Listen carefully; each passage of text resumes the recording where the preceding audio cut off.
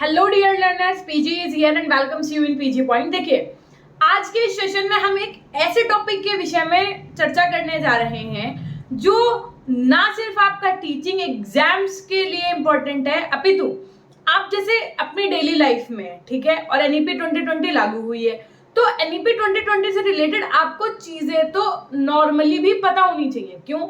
क्योंकि आप इस देश के अगर नागरिक हैं और यहाँ की अगर आपको राष्ट्रीय शिक्षा नीति के नई चीजों के बारे में नहीं पता है तो ये तो खराब बात है ना। अगर आप किसी टीचिंग कोर्स की प्रिपरेशन कर रहे हैं, चाहे वो आपका डीएलएड हो, यूपी टेट हो, सुपर टेट हो, सी टेट हो, है ना, या आपका ये जो बीएड चल रहा है यही क्यों ना हो, ये जो बीएड कोर्स है इसमें तो आपके पेपर 1, 2 अगर आप 4th सेमेस्टर सीएसजीएमयू से कर रहे हैं तो इसके अलावा आपके सभी टीचिंग एग्जाम्स के लिए बहुत जरूरी होता है आपका टॉपिक कौन सा, नेशनल एजुकेशन पॉलिसी 2020। सो अगर आप चैनल पे नए हैं तो चैनल को सब्सक्राइब करके बेल आइकन जरूर प्रेस करिएगा, और अगर अभी तक आपने सेशन को शेयर नहीं किया है तो सबसे पहले आपको लिंक क्या करना है, अपने कॉलेज जो भी ग्रुप्स हो या जो भी आपसे ऐसे स्टूडेंट्स या ऐसे आपके कलीग्स हो, ऐसे आपके कॉलेज फ्रेंड्स हो जिनसे आप जुड़े हुए हो, है ना, तो उन तक भी आप इस लिंक को जरूर शेयर करिएगा ताकि वो भी इस वीडियो से कुछ नया सीख पाए। जो आपकी राष्ट्रीय शिक्षा नीति 2020 है, इसके रिगार्डिंग जितने भी इंपॉर्टेंट पॉइंट्स हैं, चाहे वो उसका उद्देश्य हो या उसका स्ट्रक्चर हो या उसकी भूमिका हो, हर एक चीज को बहुत अच्छे से क्लियर करते हुए चलेंगे बुलेटिन पॉइंट्स के थ्रू भी। मैंने इसकी क्लास इस उद्देश्य से नहीं दी है कि ये सिर्फ और सिर्फ बीएड वाले स्टूडेंट्स के लिए हो, अपितु इस उद्देश्य से हम आज ये क्लास आपको करवाने जा रहे हैं कि भविष्य में आप जब भी किसी कंपटीशन एग्जाम में बैठे तो आपको किसी प्रकार की कोई समस्या का सामना ना करना पड़े प्रश्न को देख करके, जब भी आपके सामने नीपी 2020 से रिलेटेड क्वेश्चन आए, आपका यूपी टेट हो या सुपर टेट, यानी कि ये जो अभी बिहार में वैकेंसी आ रही है, अगर इसमें भी कोई ऐसा मतलब कह सकते हैं, मगर कोई लड़की है जो यूपी से है और बैठ रही है ना, क्योंकि कुछ कंडीशंस है कि लड़कियां भी फॉर्म भर सकती हैं, तो आप भी पढ़िए इस टॉपिक को जो कि आपका मोस्ट इंपॉर्टेंट रहने वाला है। अगर अभी तक आप हमारे इंस्टाग्राम आईडी से नहीं जुड़े हैं तो मैं आपको बता दूं, मेरी Instagram ID PG point official के नाम से है। आप अपने पर्सनली क्वेश्चंस भी वहां पे हमसे पूछ सकते हैं। उसके अलावा अगर आपको कोई भी प्रकार की समस्या आती है जो ऐप से संबंधित है तो आप हमें अगर इंस्टाग्राम पे नहीं कर पा रहे हैं, भेज पा रहे हैं मैसेजेस, तो आप pgpoint100@gmail.com पे मेरी मेल आईडी पे मेल भी कर सकते हैं। जो भी आपकी प्रॉब्लम्स है उसका सॉल्यूशन विद इन 24 आवर्स में कर दिया जाएगा, ठीक है। इस तरीके से एप्लीकेशन पे आपके बहुत सारे ऐसे चीजें मौजूद हैं, जस्ट लाइक सीटेट कोर्स हो गया, सीटेट की पीडीएफ्स हो गई, जो कि हैंड रिटन पीडीएफ्स हैं, सारी हैंड रिटन नोट्स हैं उसके अंतर्गत, और 500 एमसीक्यूज क्वेश्चंस हैं अगर मैं सीटेट के सिर्फ एक सब्जेक्ट की बात करूं। इस तरीके से कंप्लीट कोर्स पे 2500 क्वेश्चंस, ठीक। उसके अलावा बीएड के सभी सेमेस्टर के नोट्स बहुत ही अल्टीमेट फॉर्म में आपको गिवन है, आप चाहें तो वो लेकर के भी पीजी पॉइंट एप्लीकेशन से पढ़ सकते हैं। आइए शुरू करते हैं आज का आपका टॉपिक एनईपी 2020। तो देखिए, सबसे पहले हम लोग बात करेंगे भूमिका की, यानी कि नेशनल एजुकेशन पॉलिसी ये 2020 आखिर क्यों आई, क्या इसका रोल है और ये क्यों लॉन्च हुई, इसके पीछे के क्या उद्देश्य हैं, ये सब कुछ जानेंगे। तो देखो, सबसे पहली बात तो आप लोगों ने हमारे साथ में 1968 की एजुकेशन पॉलिसी पढ़ी, उसके बाद में 1986 की एजुकेशन पॉलिसी पढ़ी, इवन उसके बाद भी एक कार्य योजना 1992 आई जब आपकी यही राष्ट्रीय शिक्षा नीति 1986 वाली आपके समक्ष संशोधित रूप में आई, ठीक। इतना कुछ आपने हमारे साथ पढ़ा, लेकिन इसके बाद कितने भाई, 34 वर्षों के बाद नेशनल एजुकेशन पॉलिसी 2020 शिक्षा द्वारा एक अहम बदलाव है। कितने वर्षों के बाद नई शिक्षा नीति बनी, तो 34 वर्षों के बाद। मानव संसाधन विकास मंत्रालय का नाम इसी के तहत क्या हुआ, शिक्षा मंत्रालय होगा, ये निर्धारित हुआ।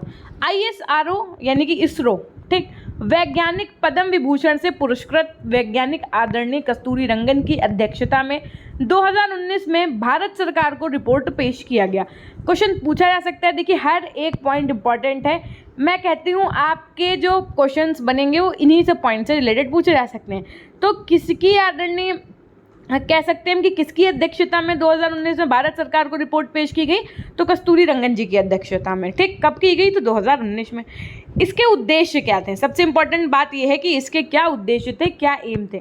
तो मुख्य उद्देश्य जो इसका था वो पहला तो ये था कि भारत को वैश्विक स्तर पर शैक्षिक रूप से महाशक्ति बनाना, है ना, क्योंकि मतलब ऐसा नहीं है कि सिर्फ जो आपकी एजुकेशन है वो इंडिया तक ही सीमित रह जाए, आपकी एजुकेशन जो हो वो पूरे वर्ल्ड लेवल पर क्या हो और साथ में एक महाशक्ति बन करके सामने आए। भारत में शिक्षा का सार्वभौमिकरण, शिक्षा की गुणवत्ता उच्च बनाना, यानी कि जो आपके इंडियन एजुकेशन है इसका ग्लोबलाइजेशन होना और जो एजुकेशन की क्वालिटी है इसको क्या करना, स्टैंडर्ड बनाना ही इसके मेन गोल्स थे। अन्य उद्देश्य इसके जो थे वो सबसे पहले तो ये था कि ये जो आपकी NEP 2020 है ये 5+3+3+4 पर आधारित है। इससे पहले जो आपकी 1986 आई थी वो आपकी 10+2+3 पर आधारित थी और आप लोगों ने शायद जो अपनी पढ़ाई की वो इसी पे बेसिस की। आजकल की जो जनरेशन है वो अब जो पढ़ाई करेगी आगे तो वो 5+3+3+4 के बेसिस पे करेगी। 2020 और 2030 तक प्रभावी शिक्षा नीति, इसको एक तरीके का ये उद्देश्य माना गया। इसमें GDP का 6% शिक्षा पर खर्च किया जाएगा। 2030 तक सकल नामांकन अनुपात 100% करना है। उसके अलावा इसका उद्देश्य है शैक्षिक एवं शिक्षक गुणवत्ता, टीचर्स ट्रेनिंग जो चीज़ें होती है ना उसको भी और अल्टीमेट बनाना, क्योंकि देखिए वैसे भी बोला जाता है ना कि अगर एक पुल खराब बन जाए तो कुछ जन हानि होगी। एक डॉक्टर अगर कोई खराब मतलब हो जाए यानी कि ना पढ़ा हो तो वो अपने जीवन में लगभग 100 से 200 लोगों की जान ले सकता है, लेकिन अगर एक शिक्षक खराब निकल जाए तो वो आने वाले भविष्य को खराब कर सकता है। यानी कि एक टीचर पूरे एक पीढ़ी नहीं पूरी आगे की पीढ़ियों को खराब कर देता है अगर बच्चों को वो अच्छे से पढ़ा नहीं पा रहा है, चीज़ें सिखा नहीं पा रहा है, बच्चों को कौशलात्मक संबंधी ज्ञान नहीं दे पा रहा है, तो है ना। तो इसलिए सबसे खतरनाक तो यही माना गया है देश के लिए कि देश के जो शिक्षक और शिक्षिकाएं हैं वो अल्टीमेट होने चाहिए। इसीलिए आप देख सकते हैं जो टीचर्स ट्रेनिंग कोर्सेज हैं उन पर भी दिन पर दिन कठोरता होती जा रही है।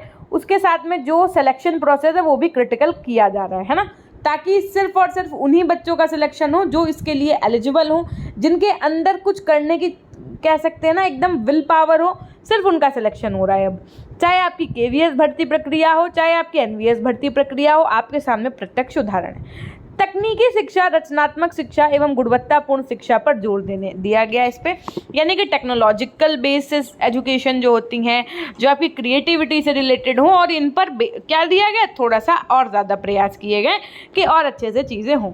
शिक्षा को तकनीकी से जोड़ा जाए तथा डिजिटल बनाया जाए। सबसे ज़्यादा आप देखिए आप अब बच्चों को कैसे सिखाई जा रही हैं चीज़ें, प्रोजेक्टर का यूज़ किया जा रहा है ना। पहले आप देखो टीचर ब्लैक बोर्ड पे पढ़ाया था, फिर ग्रीन बोर्ड आया, फिर वाइट बोर्ड मार्कर से पढ़ाने लगे।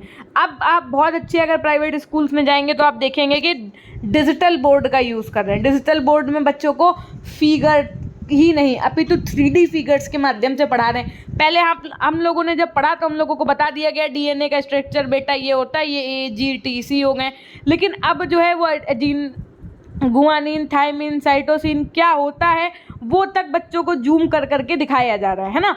तो कहने का आशय ये है कि इसमें डिजिटलाइजेशन और टेक्नोलॉजी को जोड़ा गया, सभी विषयों को क्षेत्रीय भाषा में अनुवाद किया जाए। इन्होंने कहा कि एक तरीके, अब देखिए कक्षा 6 से व्यावसायिक शिक्षा प्रारंभ हो तथा कोडिंग शिक्षा सिखाई जाए। ऐसा इन्होंने क्यों कहा, क्योंकि आप देखते होंगे बच्चा अपना ग्रेजुएशन कर लेता है लेकिन उसको कहीं रोजगार नहीं प्राप्त हो रहा है। यहाँ तक कि आज का समय तो ऐसा भी आ गया कि BTech BCA BBA किए बच्चे ऐसे घूम रहे हैं जिनको कोई रोजगार उपलब्ध नहीं है आज के समय में। इसका एक कारण तो है बढ़ती जनसंख्या, बेरोजगारी का, लेकिन कहीं ना कहीं आप एक एनालिसिस करिए तो ऐसे भी बच्चे हैं जो BTech BCA BBA किए हुए आज बहुत अच्छे लेवल पे हैं, है ना, और उन्हीं के बैच के। तो इसका मतलब कहीं ना कहीं यहाँ से भी जोड़ा जा सकता है कि अगर आप एजुकेशन में क्वालिटी ले आओगे, है ना, तो कहीं ना कहीं आप बेरोजगार नहीं रह सकते हैं।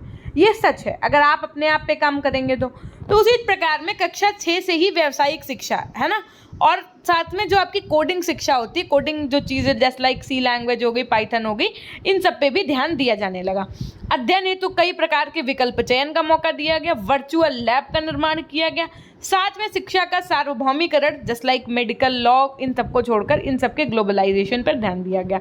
जो इस नीति के मुख्य तथ्य थे वो किससे संबंधित थे? तो सबसे पहली बात है वो संबंधित थे आपके एकेडमिक बैंक ऑफ क्रेडिट का गठन करना, उसके बाद में लचीला पाठ्यक्रम यानी कि फ्लेक्सिबल करिकुलम को बनाना, एनटीए द्वारा शिक्षण संस्थाओं हेतु सामान्य परीक्षा का आयोजन करना, ई लर्निंग पर जोर ताकि किताबों पर निर्भरता कम हो जाए, यानी कि बच्चों पर किताबों पर निर्भरता कम हो, इसलिए इन्होंने ई लर्निंग पर क्या किया? जोर दिया है। ठीक, उसके बाद में तीसरी बात थी वर्टिकल यानी कि national higher educational regulatory council, higher educational council, general educational council और जनरल एक्रेडिटेशन काउंसिल। 2030 तक इन्होंने कहा कि हर जिले में एक उच्च शिक्षण संस्थान तथा 2040 तक इन्हें बहुविषयक पाठ्यक्रम संस्थान बनाने का लक्ष्य है। 2030 तक हर जिले में यानी कि हर एक डिस्ट्रिक्ट में एक उच्च शिक्षण संस्थान तो होना ज़रूरी है, इन्होंने ऐसा एनईपी 2020 में कहा। स्नातक कोर्स 3 से 4 साल तक बढ़ा दिया जाए, 3 से क्या किया जाए भैया? 4 साल तक बढ़ा दिया जाए। 1 वर्ष अगर बच्चा करके छोड़ देता है तो उसको प्रमाण पत्र दे दिया जाए। अगर कोई बच्चा मान लो 2 वर्ष में अपना ग्रेजुएशन छोड़ देता है तो उसको एडवांस डिप्लोमा दिया जाए। अगर कोई बच्चा 3 साल तक करता है तो उसको डिग्री दी जाए, और अगर कोई बच्चा 4 साल का ग्रेजुएशन कोर्स कर रहा है तो उसको डिग्री प्लस रिसर्च की डिग्री दी जाएगी। ठीक है, अब ये चीज़ें आ गई हैं आपकी। अब इससे क्या लाभ है आपको एनईपी 2020 से? तो आइए देखते हैं। क्षेत्रीय भाषा तथा प्राचीन भाषा को महत्व मिला यहाँ से। कक्षा 3 के सभी छात्रों के लिए संख्यात्मक ज्ञान और साक्षरता ज्ञान हेतु राष्ट्रीय मिशन योजना तैयार होगी। इसी के तहत स्वास्थ्य रक्षा हेतु स्वास्थ्य कार्ड भी बनेंगे। शिक्षकों को उनके कार्य हेतु इसके आधार पर प्रोन्नत किया जाएगा यानी कि प्रमोट किया जाएगा। 2030 तक बीएड डिग्री को 4 वर्ष का कर दिया जाएगा। समझिए बात को कि अगर आपको बीएड जो आप अभी 2 साल में कर रहे हो तो ये क्या होगा? 2030 तक जो होगा वो बीएड डिग्री को क्या कर दिया जाएगा? 4 वर्ष का किया जाएगा। अब जो लोग कहते हैं कि बीएड खत्म हो जाएगा, बीएड खत्म हो जाएगा, तो कहाँ से खत्म हो जाएगा? जब आप सोचिए, आप अब बीएड डीएलएड का फैसला नहीं आ रहा है, बीएड वर्सेस डीएलएड का फैसला नहीं आ रहा है, लेकिन आप खुद सोचिए कि बीएड की इतनी ज़्यादा इंपॉर्टेंस है कि उसकी सभी बातें एनईपी 2020 में की गई है ना। तो no need to take tension, there is no need to worry. आप देखिए आगे आगे क्या चीज़ें होती हैं। एमफिल की डिग्री को समाप्त कर दिया जाए। आपसे पूछा जा सकता है इनमें से कौन सी डिग्री को समाप्त करने का फैसला एनईपी 2020 में लिया गया? 4 ऑप्शन होंगे आपके, बीएड, एमफिल, बीएससी, पीएचडी। तो आप क्या लगा करके आएंगे? एमफिल। एमफिल की डिग्री को समाप्त कर दिया जाए। एनसीटीई शिक्षक का व्यावसायिक मानक तय करेगी। जो आपकी एनसीटीई है ये आपका शिक्षक का व्यावसायिक मानक तय करेगी। कक्षा शिक्षण प्लस कौशल विकास पर बल दिया जाए, यानी कि क्लास में बच्चों को पढ़ाया तो जाए ही जाए, साथ में उनको किस बात पर बल दिया जाए? तो कौशल। कौशल का मतलब जो उनके अंदर स्किल्स हैं, है ना। किसी के अंदर कुछ सीखने की क्षमता होती है, जैसे किसी को मेहंदी लगाना बहुत पसंद है, किसी को डांस बहुत पसंद है, कोई अपना किसी चीज़ पे कुछ ना कुछ एक्सपेरिमेंट ही कर रहा है, किसी को कंप्यूटर में बहुत अच्छा लग रहा है बैठना। तो जो उनके कौशल हैं, जो उनकी स्किल्स हैं, उन पर भी बच्चों को वर्क किया जाए। ठीक है। बोझ कम करने के लिए इन्होंने आर्टिफिशियल इंटेलिजेंस सॉफ्टवेयर का इस्तेमाल करने के लिए कहा। भविष्य में बोर्ड परीक्षा बोझ कम हो, इसलिए साल में 2 परीक्षा ऑफ प्लस ऑनलाइन कक्षा हो, यानी कि 2 परीक्षा। आप जैसा कि देख पा रहे हो भैया, अब ईयरली को हटा करके सेमेस्टर प्रणाली हर जगह लागू की जा रही है। कानून एवं चिकित्सा को छोड़ करके उच्च शिक्षा हेतु एकल निकाय के रूप में उच्च शिक्षा आयोग का गठन, और इस आयोग का गठन अभी भी नहीं हो पाया है। सब लोग कह रहे हैं ना नई शिक्षा नीति के तहत नए शिक्षा आयोग का गठन हो रहा है, ताकि उसी के तहत यूपी टेट की परीक्षा होगी, फिर सुपर टेट की। तो ये जो आयोग का गठन है, इसकी अभी आप देखिए तो ये अभी भी चल ही रहा है। जब मैं अगर आप भविष्य में इस वीडियो को देखेंगे तो हो सकता है कि गठन हो भी गया हो, लेकिन जिस समय हम बना रहे हैं ये वीडियो इस समय नहीं हो रहा है। ठीक है, ये आप समझ लीजिए पहले ही, नहीं तो कहें अरे मैम हो तो गया है कमेंट में। अब देखिए, राष्ट्रीय शैक्षिक प्रौद्योगिक मंच के एक स्वायत्त निकाय की स्थापना, यानी कि शैक्षिक पाठ्यक्रम मूल्यांकन हेतु किया जाए। आईआईटी व आईआईएम एवं शैक्षिक अनुसंधान में वैश्विक गुणवत्ता हो। शैक्षिक संरचना, यहाँ से तो 110% क्वेश्चन बनने की आवश्यकता, मतलब एग्जामिनर महसूस करेगा और बनेगा भी क्वेश्चन, नो डाउट, क्योंकि ये बहुत इंपॉर्टेंट है। शैक्षिक संरचना, सबसे पहली बात तो मूलभूत चरण, प्रारंभिक चरण, मध्य चरण और माध्यमिक चरण 4 भागों में विभाजित किया गया। 3 से 18 साल तक में विभाजित कर दिया गया। उसके बाद में 5+3+4 के बेसिस पे पूरी एजुकेशन पॉलिसी को डिसाइड किया गया। कितने चरणों में? 4 चरणों में। देखिए, जो आपके प्रथम 5 वर्ष होंगे उसमें क्या होगा? पूर्व प्राथमिक शिक्षा से संबंधित होगा। जो प्रथम 3 वर्ष होंगे वो आपके पूर्व प्राथमिक से संबंधित होंगे, और उसके बाद में फिर कक्षा 1 और 2 जो आपकी एनईपी 2020 है उसको 5+3+3+4 के बेसिस पे बात की गई है। जो पहले 5 साल होंगे उसमें 3 साल जैसे लाइक आप पढ़ते हो ना, नर्सरी, लोअर, अपर, उसके बाद में क्लास 1st एंड 2nd की बात की गई है। जो आपका उसके बाद में है 5+3 बोला गया, तो 3 का मतलब यहाँ पर क्या है? 3 साल। 3 साल का मतलब है कक्षा 3, 4 और 5, यानी कि क्लास 3rd, 4th और 5th। उसके बाद में फिर बोला गया +3 का मतलब हो गया 6, 7, 8th क्लास, और उसके बाद में +4 में डिवाइड कर दिया गया। +4 का मतलब हो गया 9th, 10th, 11th और 12th। और जो इससे पहले आपकी 1986 वाली नेशनल एजुकेशन पॉलिसी थी, जिसके तहत आप लोगों ने भी अपनी पढ़ाई की होगी, वो आपकी 10+2+3 पे बेसिस थी। तो इसके तहत अगर मैं बात करूं तो बच्चे को मूलभूत चरण में 5 साल लग जाएंगे, प्रारंभिक चरण को पूरा करने में 3 वर्ष लग जाएंगे, मध्य चरण को पूरा करने में 3 वर्ष लग जाएंगे, इसी के साथ में माध्यमिक चरण को पूरा करने में 4 वर्ष का समय लग जाएगा। अब आपके ये जो कोर्सेज हैं, ये जो 5+3+3+4 है, इसको हम लोग थोड़ा सा डिटेल में पढ़ेंगे, ठीक है। तो आइए सबसे पहले बात करते हैं जो आपका फाउंडेशन स्टेज जिसको आप कह रहे हैं, जो आपका 5 वर्ष का है। 3 से 8 वर्ष की आयु में, जब बच्चा 3 साल का होता है तब से एडमिशन लेकर के जब वो बच्चा 8 साल का हो जाएगा, तब तक के लिए इसमें क्या क्या बातें कही गई हैं, आइए देखते हैं। 3 से 8 साल तक के बच्चे शामिल किए जाएंगे आपके फाउंडेशन स्टेज में। 3 साल की उनको प्री स्कूली शिक्षा दी जाएगी, जिसके अंतर्गत उनको भाषा कौशल और शैक्षिक स्तर के संबंधित इसके मूल्यांकन विकास को ध्यान में रख करके बच्चे का ये भाषा कौशल विकसित किया जाएगा। दूसरी स्टेज होती है जिसको आप प्रीपेटरी स्टेज कहते हैं। देखो 5, अब क्वेश्चन पूछा जा सकता है कि शुरू के 5 साल में बच्चा जो एजुकेशन लेता है वो किस स्टेज के अंतर्गत आएगी। Option A foundation stage, option B preparatory stage, option D, ऐसे करके 4 ऑप्शन दे देगा आपको। तो आपको क्या लगाना होगा? टिक, फाउंडेशन स्टेज। ठीक, जो आपके अगले 3 वर्ष हैं, यानी कि 8 से 11 वर्ष की जो अवस्था होगी, जो प्रीपेटरी स्टेज के अंतर्गत बच्चा आएगा, तो यहाँ पर आप बच्चे को क्लास 3rd, 4th, 5th इसके छात्र शामिल होंगे। इस स्तर पर संख्यात्मक कौशल पर विशेष ध्यान दिया जाएगा। जो नंबरिंग सिस्टम से रिलेटेड चीज़ें होती हैं उसमें बच्चे को बहुत अच्छे से चीज़ें सिखाई जाएंगी। सभी को क्षेत्रीय भाषा का ज्ञान करवाया जाएगा। उसके बाद में मिडिल स्टेज जो आएगी, समझिए पहले कौन सी स्टेज आई? आपकी फाउंडेशन स्टेज आई, फिर आपकी प्रिपरेटरी स्टेज आई, फिर आपकी मिडिल स्टेज आई, यानी कि FPM चला है अभी। ठीक, मिडिल स्टेज के बाद देखिएगा अभी, तो मिडिल स्टेज यानी कि ये 5 थी, उसके बाद में ये 3 थी, 5+3+3 आपकी यानी कि 3 साल की ये भी है। तो मिडिल स्टेज जो है वो भी आपकी 12, 13 और 14 वर्ष यानी कि कुल 3 वर्ष की है। इसमें 6, 7, 8 तक के छात्रों को शामिल किया गया है।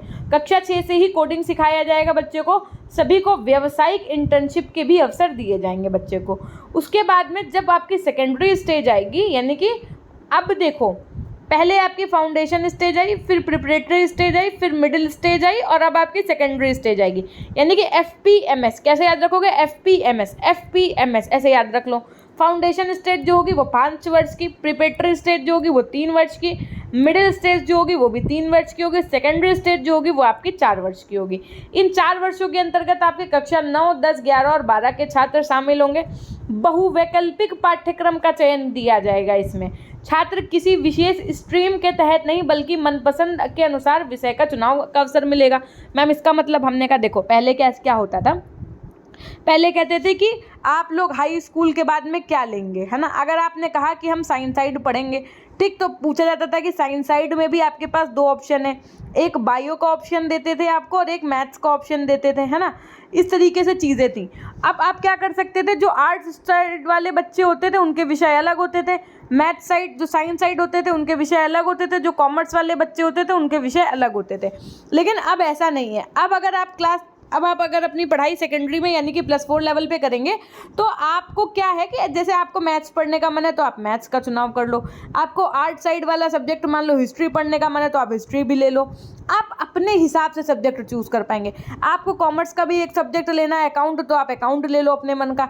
कहने का आशय ये है कि अब आप अपने हिसाब से विषयों का चयन कर पाएंगे एनईपी 2020 के तहत। ठीक, जो महत्वपूर्ण कदम है वो क्या है, तो आइए समझते हैं। सबसे इंपॉर्टेंट जो आपके कदम है, पहली बात तो माध्यमिक स्तर से ही बच्चों के पास होंगी विदेशी भाषाएं के कई विकल्प, क्योंकि बच्चों को इसके तहत लैंग्वेज भी सिखाई जाएगी।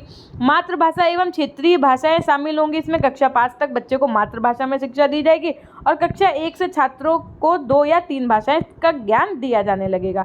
वोकेशनल शिक्षा पर जोर दिया जाएगा, यानी कि पहले शिक्षा प्रतिशत बराबर 5% और 2025 तक 50%, 6 से 8 तक वोकेशनल शिक्षा बच्चों को दी जाएगी। नए कौशलों को शैक्षिक पाठ्यक्रम में क्या किया जाएगा, शामिल किया जाएगा। नए कौशल का मतलब मैम हमने कहा नए कौशल का मतलब है कि मतलब छोटी क्लास से ही बच्चों को संगीत सिखाना, नृत्य सिखाना, खेल में भाग लेना, मूर्ति कला पर जोर देना, इन सब चीज़ों पे बच्चों को क्या किया जाएगा, सिखाया जाएगा, क्योंकि अगर बच्चे का एरिया ऑफ इंटरेस्ट है तो आगे वो उस चीज़ में आगे बढ़ सके।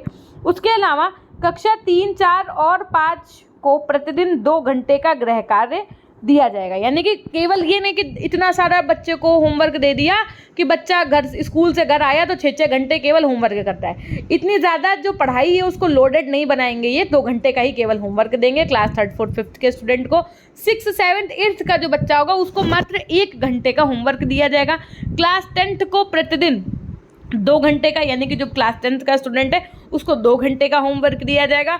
और LKG UKG कक्षा 1, 2 को गृह कार्य ना दिया जाए, ऐसी बात इसमें कही गई है। जो LKG UKG में बच्चे होंगे, क्लास 1, 2 में होंगे, इनको होमवर्क ही ना दिया जाए।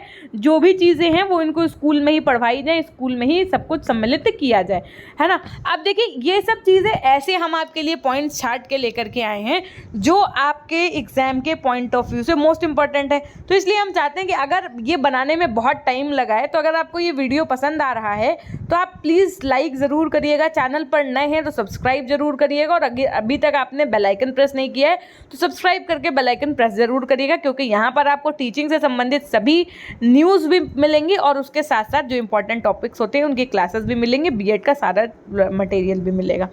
शिक्षक जो टीचर्स स्टडी है, यानी कि जस्ट लाइक बीएड और डीएलएड जैसे कोर्सेज हैं, इनमें शिक्षक भर्ती पर जोर दिया जाएगा। अलग अलग भाषा शिक्षक नियुक्त किए जाएंगे। रिटायर्ड टीचर को भी फिर से मौका दिया जाएगा। कोरोना में 30% पाठ्यक्रम की कमी की गई है इसके तहत। 3 से 18 वर्ष तक के बच्चों हेतु शिक्षा यानी कि शिक्षा अधिकार 2009 तहत रखा गया। जो बदलाव हुए वो नए कौशल पर जोर देना, वोकेशनल शिक्षा पर, साथ में सामान्य लेख पढ़ने लिखने का ज्ञान, इस पर जो है बदलाव किए गए। नई शिक्षा नीति लागू करने वाला जो पहला राज्य था, क्वेश्चन बन सकता है आपका, तो कौन सा था, तो नई शिक्षा नीति लागू करने वाला पहला राज्य आपका कर्नाटक था। स्ट्रीम चयन के आधार पर यह है जैसी रुचि वैसी पढ़ाई। तो देखिए यहाँ से आपने अपनी पूरी एनईपी 2020 से रिलेटेड जितने भी इम्पोर्टेंट पॉइंट्स थे वो आपने सब कुछ पढ़ लिए हैं, है ना। और अगर आप इसको और डिटेल में पढ़ना चाहते हैं, फिर से अगर आपने नोट्स बनाए हैं क्लास के साथ में तो इट्स वेल डन। अगर नहीं बनाए हैं तो आपको अगर ये PDF चाहिए तो आप हमारे टेलीग्राम चैनल से जुड़ जाइएगा। टेलीग्राम चैनल का नाम हमारे PG पॉइंट है। वहाँ पर आप कमेंट सेक्शन में बताइएगा अगर आपको ये PDF चाहिए तो मैं वहाँ पर शेयर कर दूँगी। PG पॉइंट के नाम से हमारा टेलीग्राम चैनल है, वहाँ पर आपको ये PDF मिल जाएगी। इसके अलावा अगर आप BEd 4th सेमेस्टर में हैं, CSJMU से अपनी पढ़ाई कर रहे हैं, तो आपके समक्ष ये पेपर 1 है। पेपर 1 में आपके कुछ इस प्रकार से यूनिट्स और चैप्टर्स हैं।